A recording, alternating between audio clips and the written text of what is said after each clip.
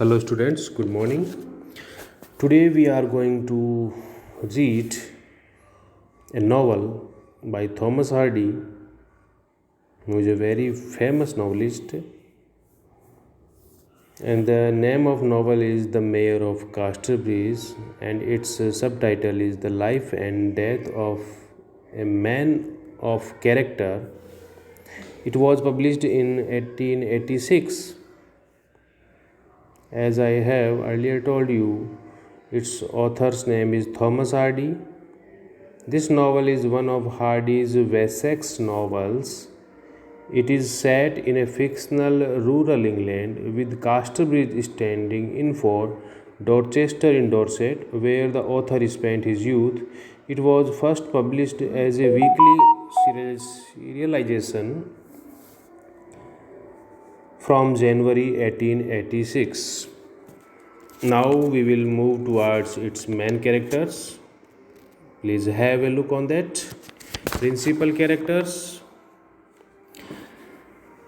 The first and foremost, we can say, hero of the novel is Michael Henchard. He is a head rooser who becomes a mayor of Casterbridge. His wife Susan Henchard and Susan Newson, we can also say. She is wife of Henchard, sold to Newson at a fair by her husband Michael Henchard. Richard Newson, a sailor, purchases Susan and lives with her for many years as her de facto husband. The next character is Elizabeth Jane, daughter of Susan by Henchard, dies as an infant.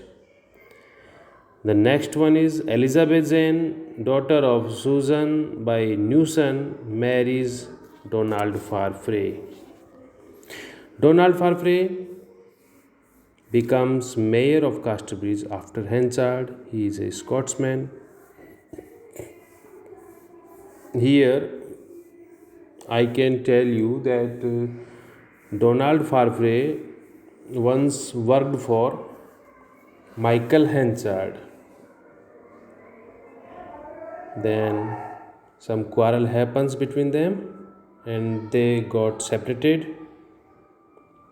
Lucetta Templeman, native of Jersey, who has an affair with Henchard, but she marries with Farfrae. Joshua Jopp, he was sometime manager with Michael Henchard, and he had a grudge against Henchard because he was outcasted by his master Michael Henchard to give his job to Donald Farfrae. Now we will move towards its summary.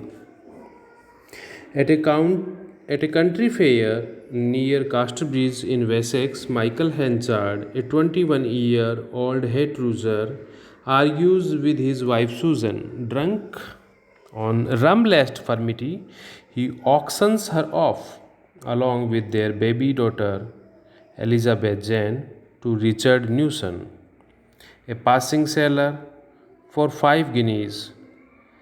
Sober and remorseful the next day, he is too late to locate his family. He vows not to touch liquor again for the next 21 years. Believing the auction to be legally binding, Susan lives as Newson's wife for next 18 years. After Newson is lost at sea, Susan, lacking any means of support, decides to seek out Henchard again. Taking her daughter with her, Susan has told Elizabeth Jane little about Henchard, and the young woman knows only that he is a relation by marriage. Susan discovers that Henchard has become a very successful hay and grain merchant and mayor of Casterbridge, known for his staunch sobriety. He has avoided explaining how he lost his wife, allowing people to assume he is a widower. When the couple are reunited, Henchard proposes remarrying Susan after a same courtship.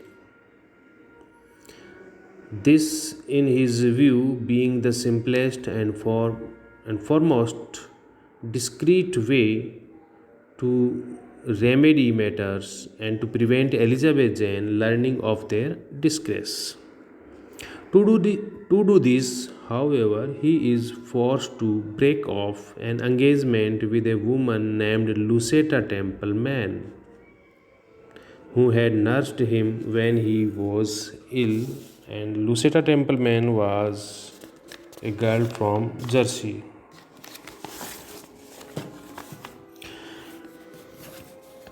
Donald Farfrae, a young and energetic Scotsman passing through Casterbridge, helps Henchard by showing him how to salvage substandard grain he has bought.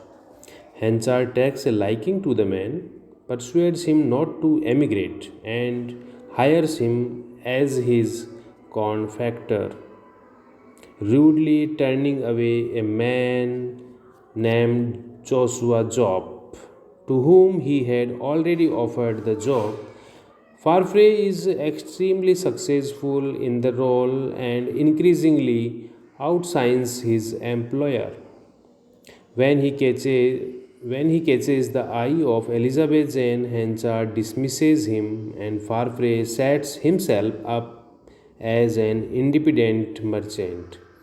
Farfrae conducts himself with scrupulous honesty, but Henchard is so determined to ruin his rival that he makes risky businesses decisions that prove disastrous.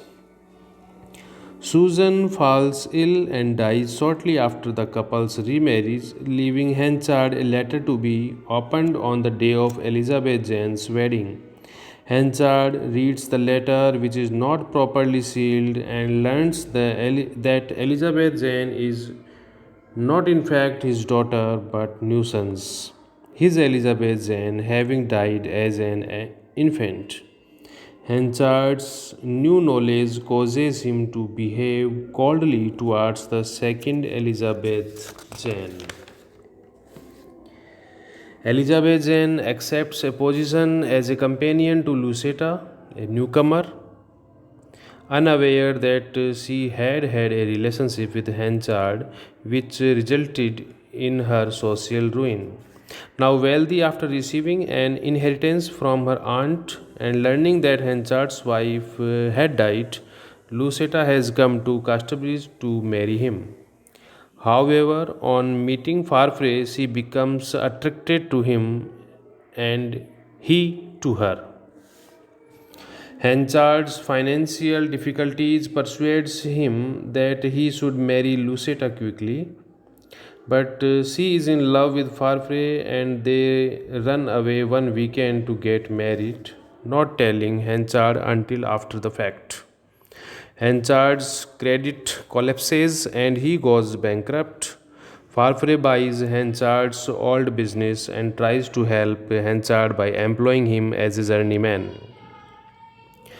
Lucetta asks Henchard to return her old love letters, and Henchard asks Joshua Job to take them to her. Job, who still bears a grudge for having been cheated out of the position of factor, opens the letter and reads them out loud at an inn. Some of the townspeople publicly shame Henchard and Lucetta, creating effigies of them in Skimpton Rite. Lucetta is so devastated by the spectacle that she collapses, has a miscarriage, and dies. The next day, Newson, the sailor who it transpires was not lost at sea, arrives at Henchard's door asking about his daughter. Henchard, who has come to value her kindness to him, is afraid of losing her companionship and tells Newson that she is dead. Newson lives in sorrow. After 21 years, Henchard's vow of abstinence expires and he starts drinking again. Eventually, discovering that he has been lied to, Newson returns and Henchard disappears rather than endure a confrontation. On the day of Elizabeth Jane's wedding to Farfrae, he comes back, timidly seeking a reconciliation. She rebuffs him and he departs for good. Later, regretting her coldness, she and Farfrae, she and Farfrae set out to find him. They arrive too late and learn that he has died alone. They also find his last written statement. His dying wish is to be forgotten. Okay, thank you.